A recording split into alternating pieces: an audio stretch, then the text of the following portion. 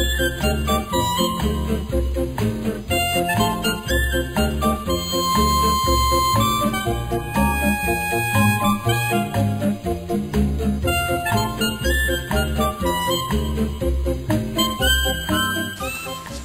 me to relate a short anecdote. 20 years ago, a young Peace Corps volunteer working to help establish Mole National Park in the northern region of Ghana was conducting a census of elephants with his Ghanaian counterparts. He noticed an adolescent male elephant leaning against a tree with his front right foot lifted off the ground. The pachyderm was lowing softly, apparently in distress. His Ghanaian companions warned the volunteer not to approach the animal, but, undissuaded, the young man approached the beast, who eyed him carefully, but who did not appear alarmed. The young biologist noticed that an acacia limb of a species with exceptionally long, hard thorns was attached to the bottom of the teenage elephant's foot, apparently nailed there by a long thorn. Summoning his courage, the PCV reached out and pulled the branch loose, and then stepped back smoothly but quickly. The elephant gingerly placed its foot on the ground, then appeared to place more weight on it. Apparently satisfied, the beast did an odd little side-to-side shuffling movement with its front feet, then lifted its trunk and inhaled sharply, as if to catch the man's scent. Then the elephant turned and walked calmly away to join the rest of the herd, and the young man, a bit shaky, but elated, returned to his companions. After a stint in the Peace Corps, the man returned to the U.S., where he pursued a career as an entomologist, but maintained a keen interest in wildlife. Some 20 years later, after moving to Canada, the man, now middle-aged, was visiting the Vancouver Zoo to do some sketches. While he was drawing some of the occupants at the elephant habitat, a full-grown bull elephant tested the air and wandered over to where the man was standing. The elephant reached his trunk out as far as possible over the moat surrounding the enclosure and inhaled deeply.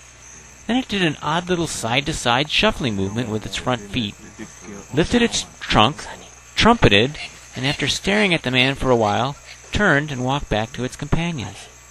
The man was stunned. Could this have been the same elephant he had encountered 2 decades prior?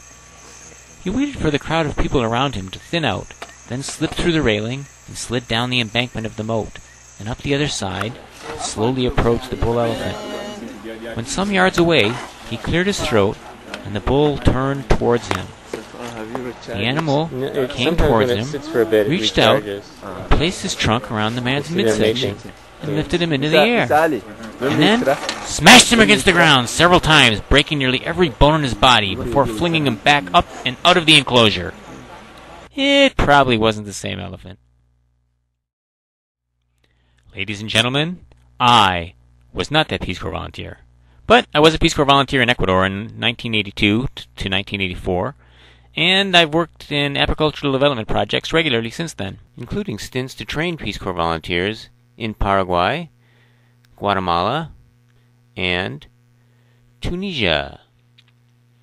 I've also done some volunteer work in Nepal, which has a particularly rich tradition of beekeeping, tailored for each of the 4 different species of honeybees that are native to the area. And through the Farmer to Farmer project, funded by the U.S. Department of Agriculture, I've worked in West Africa, in Guinea and Ghana. In July of 2007, I enlisted the assistance of my wife, Rabi Al-Hassan, and my friends, John Denisiger and June Bouchard, Eric and Smelia Ajakoum, Brian Retzer and Colleen Miller-Retzer, Hubert Bunce and Mohammed Ali Ibrahim Ali, to form the nonprofit Bees for Babar Society. In order to make every dollar count, Society members are all non-paid volunteers, with intentions to keep it that way, so that all proceeds can be funneled to fieldwork.